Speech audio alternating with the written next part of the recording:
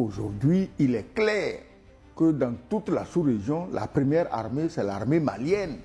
On le dit. Selon plusieurs sources russes, les groupes qui ont frappé le Mali auraient été entraînés par des instructeurs occidentaux et ukrainiens. Des drones FPV utilisés contre l'armée malienne, ils auraient été pilotés par des combattants formés par Kiev. La France, elle, aurait inspiré toute l'opération via ses services de renseignement. Paris dément formellement, l'Ukraine ne répond pas. Les guerres se gagnent sur le terrain, mais en coulisses, d'autres forces influencent. Mon attention qu'aujourd'hui, il est clair que dans toute la sous-région, la première armée, c'est l'armée malienne. On ne le dit pas assez.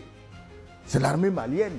Ils ont été surpris, mais même surpris, une armée qui est forte, mais elle se défend et elle retourne la situation.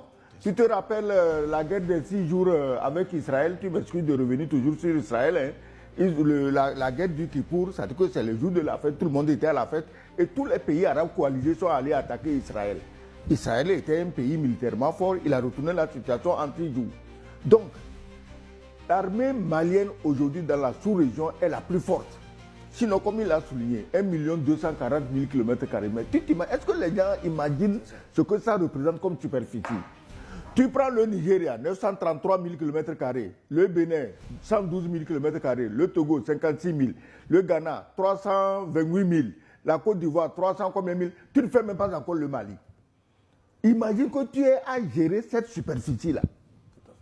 Pour un Togolais comme nous qui sommes assis dans un petit couloir, tu imagines la limite est et ouest, nord et sud en un quart de minute, tu vois que c'est une immensité et l'armée malienne s'est préparée en conséquence. Je voulais même dire quelque chose avant cette question quand tu parlais des bases arrières.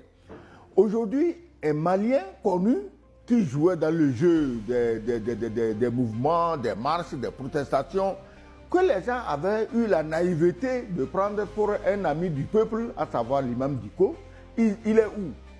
Il s'est proclamé maintenant porte-parole des terroristes. Il est où? Le Mariko Omar Mariko machin là. Mais vous savez, quand vous appelez ces gens des responsables politiques, pour moi, c'était des opportunistes venus grossir leur ventre avec les biens de l'État en se proclamant politique. Parce qu'un homme politique a une carrière. Et il a bâti sur la carrière, sur l'amour de son pays et de son peuple. On ne peut pas devenir homme politique et on trahit son pays, non. La trahison ne fait pas partie du caractère d'un homme politique.